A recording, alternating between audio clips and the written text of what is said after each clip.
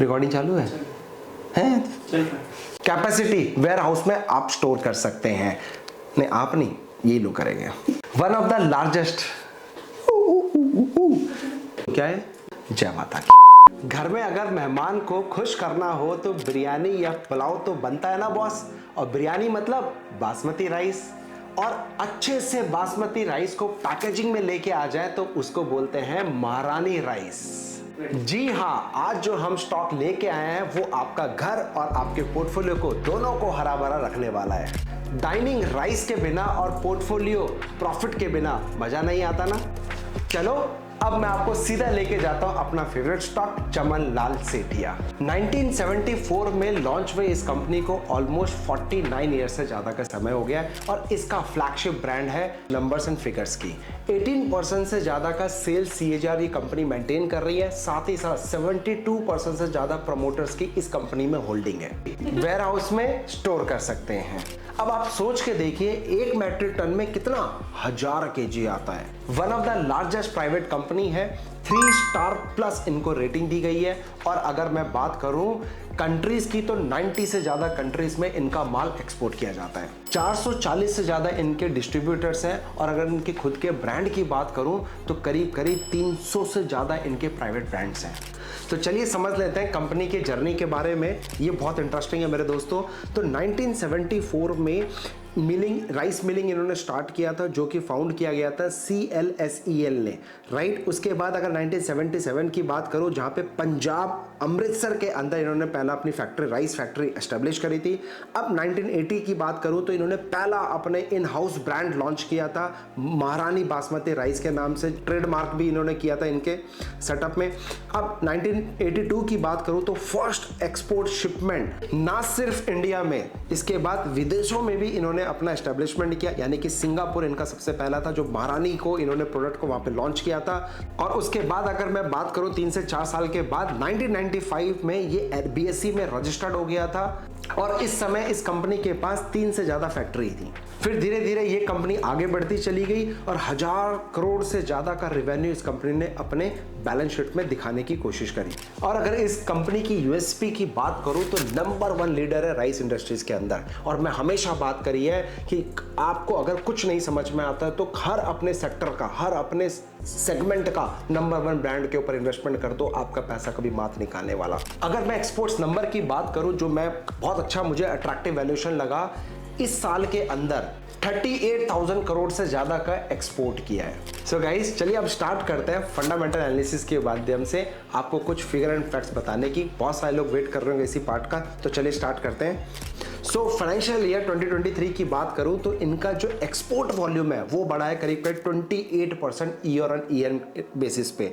और export sales की बात करूं तो 49% ईयर ऑन ईयर बेसिस, जो कि करीब करीब 1219 करोड़ के आसपास का है। सो दोस्तों फाइनेंशियल ईयर 2023 की अगर मैं बात करूं तो इनकी जो एक्सपोर्ट का वॉल्यूम है वो ग्रो किया इन्होंने करीब करीब 28% का। जो इनका एवरेज है वो 16% का लास्ट कुछ सालों के अंदर। अगर मैं बात करूं 2020 में तो 700 एक्सपोर्ट वॉल्यूम मेगा टन में इन्होंने किया था। उसके बाद अगर 2012 में मैं बात करूं तो करीब करीब इनका 200 करोड़ का सेल्स हुआ करता था। और आज की डेट में 2023 में इनका सेल्स बढ़कर 1300 करोड़ के ऊपर चले गया है। और अगर ये 10 साल की बात करो तो आप देखो कितना बड़ा ड्रास्टिकली डिमांड यहाँ पे आया है इनके ग्रोथ में।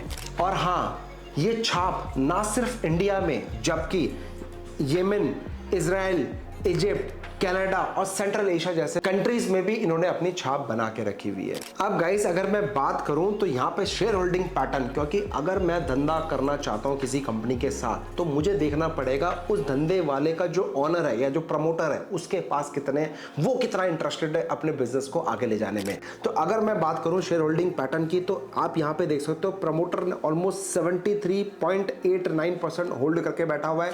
और एफआईज ने पिछले क्वार्टर से लेके आप चेक करो 0.34 से 2023 में 1.17 और जून 2023 में 1.85, यानी कि एफआईज भी अब इसमें पार्टिसिपेट करना चालू कर दिया है। और डीआईज तो भैया नील बटे सन्नाटा है और पब्लिक के पास वही कांस्टेंट 24% के आसपास है। तो कहीं ना कहीं अगर मैं कैलकुलेट करूं तो 75% जो बिजनेस है वो कहीं ना कहीं प्रमोटर और एफआईज के पास है। तो क्या आपके पास ये स्टॉक होना चाहिए कि नहीं होना चाहिए, ये मुझे कमेंट करके बताएं। सो दोस्तों अब चलते हैं टेक्निकल एनालिसिस पे। ये मैंने चार्ट लगाया मंथली टाइम फ्रेम पे। अब आप देखो एक अच्छा खासा यहाँ पे इसने पैटर्न बनाया है। एक मार्केट ने करीब करीब 150 से इसने लो बनाया 90 का, और 90 के बाद इसने डबल बॉटम बनाने के बाद अपना खासा अच्छा खासा बाउंस बैक दिया है, जो कि 150 के ऊपर बिंदास ब्रेकआउट पे बाइंग आना था, लेकिन अभी चल रही है 202। तो अभी क्या करें, अगर मैं 50 मूविंग एवरेज की बात करूं, 20 मूविंग एवरेज की बात करूं या ईएमए की बात करूं, तो ये क्रॉसओवर करके बैठा है। आपको मैं थम्स अप बोलूंगा, इस पैटर्न पे, इस इंडिकेटर पे बाइंग करने का बिल्कुल बिंदास कर सकते हो। अगर मैं आरएसआई की बात करूं तो मंथली, डेली, वीकली आरएसआई में भी ये जबरदस्त ब्रेकआउट करके बैठा है इस चार्ट पैटर्न के अंदर।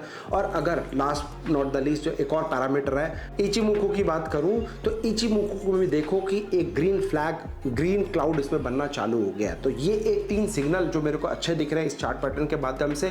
फंडामेंटल मैंने आपसे शेयर किया, कंपनी के ब्रांड वैल्यूएशन मैंने शेयर करी, कंपनी करती क्या है, कितना बड़ा लेवल है, और साथ ही साथ टेक्निकल एनालिसिस मैंने आपको शेयर करी। तो बिंदास आप इस लेवल पे 202 का प्राइस चल रहा है, बिंदास बाइंग कर सकते हैं। और last but not the least आप वॉल्यूम देखो, जो ऊपर के ब्रेकआउट पे, जो ऊपर आप देखोगे एक अच्छी खासी रैली के बाद एक कैंडल रेड बनाया, उसके बाद वापस जो इसने ब्रेकआउट दिया है, तो ये भी अपने आप में पावरफुल है और विद वॉल्यूम के साथ सपोर्ट के अंदर है। तो बिंदास इस शेयर को बाइंग कर सकते हो with stop loss 160। So guys पहला टारगेट होगा मेरा 276 का, दूसरा टारगेट होगा मेरा 396 का, एंड थर्ड टारगेट होगा 586। यस, डिस्क्लेमर देना चाहूंगा, as I am a SEBI एक्शर रिसर्च एनालिस्ट, हो सकता है ये स्टॉक मेरे खुद के पोर्टफोलियो में भी हो, तो प्लीज़ अपने फाइनेंशियल एडवाइजर से डिस्कस करने के बाद ही ट्रेड करना। ये वीडियो सिर्फ और सिर्फ आपको एजुकेशन पर्पस के लिए है। तो आशा करता हूँ आपको इस वीडियो के माध्यम से हेल्पफुल हुई होगी, fundamental, technical, proper overall company को समझने में, और धंधा वहीं करना है जो आपको धंधा समझ में आए। Thank you so much, happy trading. अपना ध्यान रखो, अपने परिवार का ध्यान रखो। अगले वीडियो में मैं आप लोगों के साथ ऐसा स्टॉक शेयर करने वाला हूं जो कि कंस्ट्रक्शन से लेके पावर सेक्टर के अंदर बादशाह है। Any guess? कमेंट करके बताओ आपको कौन सा स्टॉक के बारे में जानना है, मैं आपको फिर बताता हूं अपना share. Thank you so much, मिलते हैं नेक्स्ट वीडियो के अंदर।